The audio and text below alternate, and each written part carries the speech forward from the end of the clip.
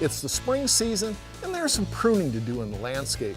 Let me share with you my essential pruning tools. First, a good set of leather gloves to protect your hands. Second, a good pair of bypass pruners for clean scissor-like cuts. Don't use anvil pruners, which only crush and damage the stem. Third, for branches up to 1 inch, always use a 2-handle bypass lopper for more leverage and cutting power.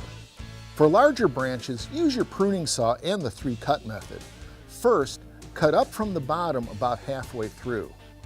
Second, from the top, cut completely through the branch a couple inches beyond the first cut. Third, remove the remaining stub cleanly at the branch collar. These tools will give you a clean pruning cut that will heal quickly. Happy gardening.